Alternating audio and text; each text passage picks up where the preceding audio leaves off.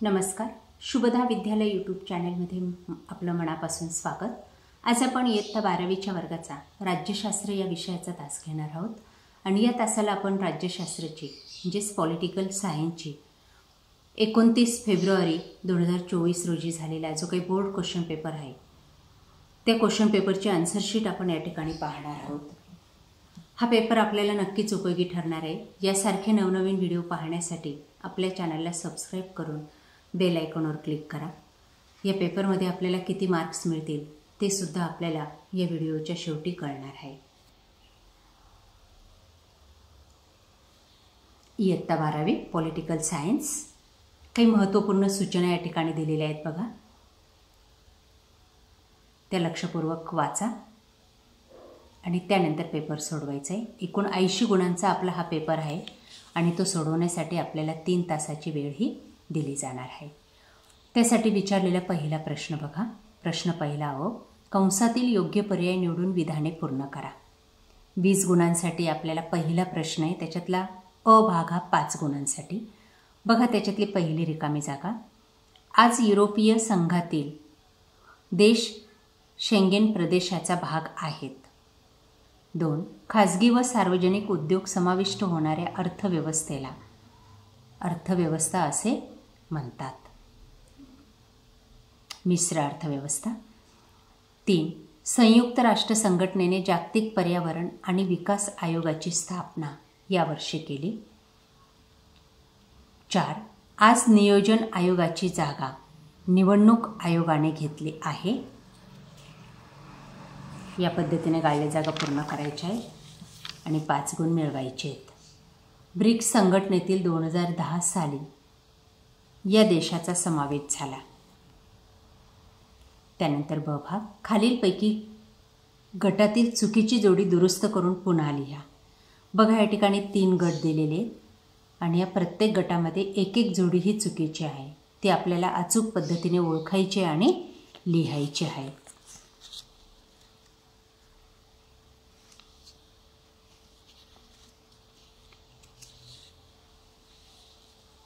तिन्ही गट पहा.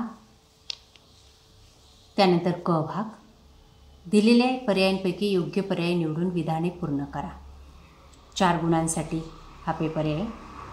त्यातलं पहिलं, आंतरराष्ट्रीय आर्थिक संबंधात वाढ झाली कारण.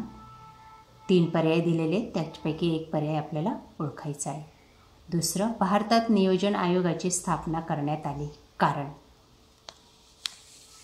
अचूक पर्याय निवडायचा. तिसरं, युनिलिव्हर ही एक ट्रान्सनॅशनल कंपनी आहे कारण. 4. प्रादेशिक वादाचा विकास झाला कारण. या पद्धतीने 4 योग्य विधानं निवडून पूर्ण करायची आहेत. त्यानंतर ड भाग बघा. खालील विधानांसाठी समर्पक संकल्पना लिहा. 4 गुणांसाठी. 1. जेव्हा एक देश इतर देशांवर लष्करी बळाच्या वापराशिवाय प्रभाव पाडते. 2. जास्त उत्पन्न देणाऱ्या जातीच्या बियाणांचा विकास सिंचन पद्धतीत विस्तार करणे. या पद्धतीने समर्पक संकल्पना दिलेल्या आहेत. त्यासाठी आपल्याला योग्य संकल्पना त्या ठिकाणी लिहायची आहे. त्यानंतर ई भाग बघा. गटात बसणारा न बसणारा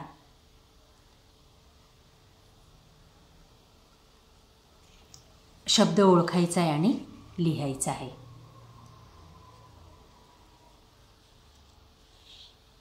बघा 4 गट दिलेले आहेत प्रत्येक याच्यात. त्यापैकी जो शब्द वेगळा आहे तो आपण ओळखून लिहायचा आहे. नरेंद्र मोदी, अटल बिहारी, डॉक्टर बाबासाहेब आंबेडकर पहिल्या गटामध्ये वेगळे आहेत कारण की हे 3 पंतप्रधान आहेत. त्यानंतर आंतरराष्ट्रीय नाणेनिधी, आशियाई विकास बँक, जागतिक बँक, महाराष्ट्र बँक. त्यामध्ये महाराष्ट्र बँक ही वेगळा शब्द आहे. पुढं हवामान बदल, जंगलतोड, प्रदूषण, राजकीय पक्ष. राजकीय पक्ष हे हा शब्द गटात बसत नाही. इथं महाराष्ट्र बँक आणि इथं आंबेडकर. पुढं सार्कचे सदस्य राष्ट्रे भारत, नेपाळ, श्रीलंका आणि चीन.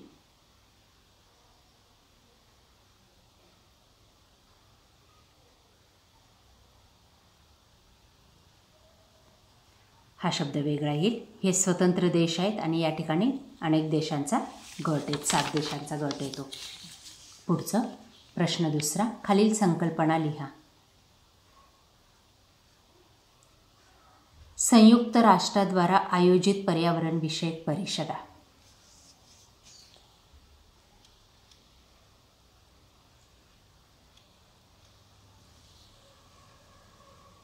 वर्ष दिलेलं आहे, आपल्याला पुढची माहिती लिहायची आहे त्या वर्षाची.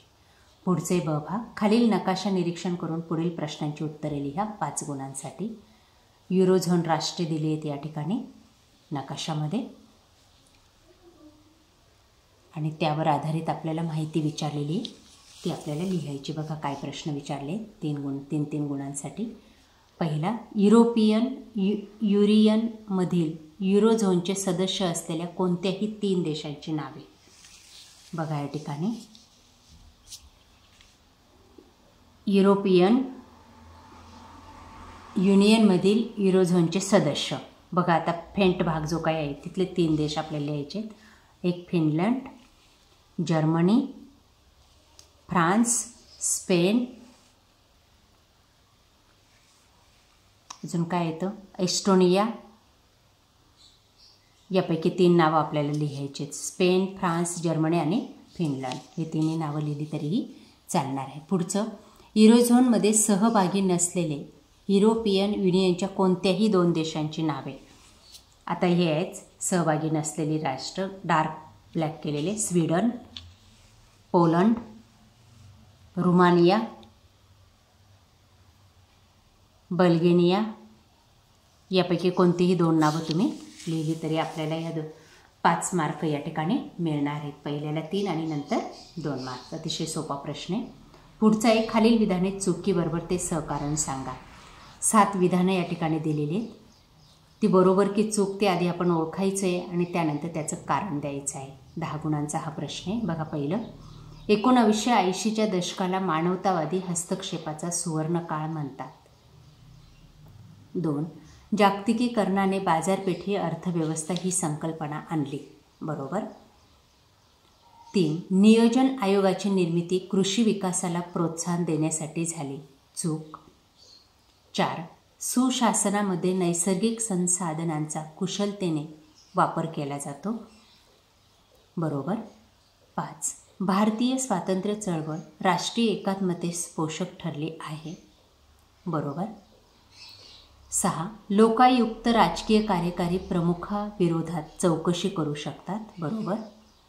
7, राष्ट्रीय एकात्मता प्रस्थापित करण्यासाठी लोकशाही आवश्यक आहे. बरोबर. या पद्धतीने आपण चुकीबरोबर ओळखून ते सहकारणसुद्धा लिहायचं आहे, तेव्हा आपल्याला 10 पैकी 10 गुण मिळतील. पुढचा प्रश्न, खालील विधानांचा सहसंबंध स्पष्ट करा.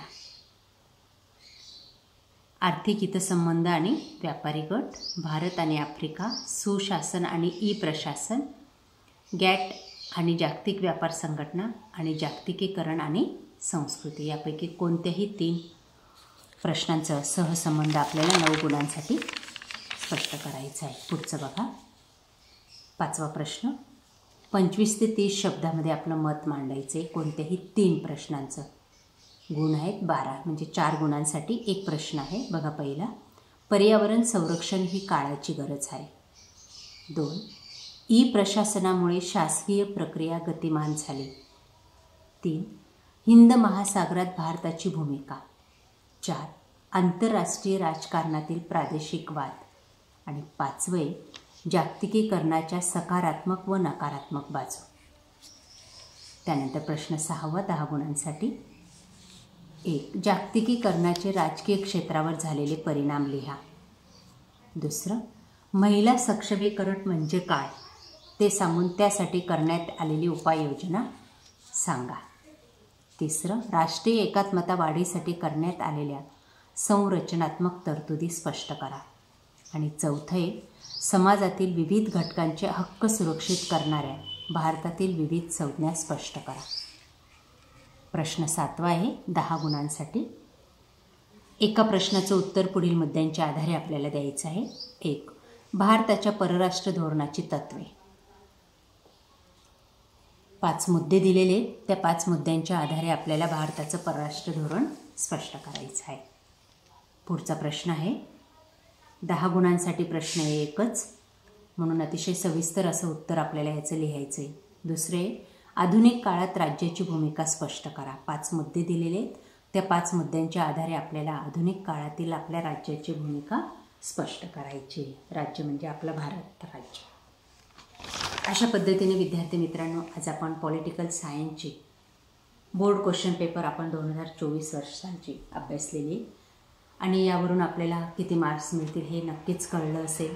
यासारखे नवनवीन व्हिडिओ पाहण्यासाठी आपल्या चॅनलला सबस्क्राईब करून बेल आयकॉनवर क्लिक करा, म्हणजे नवीन व्हिडिओची नोटिफिकेशन आपल्यापर्यंत सहज पोहोचेल. थँक्यू.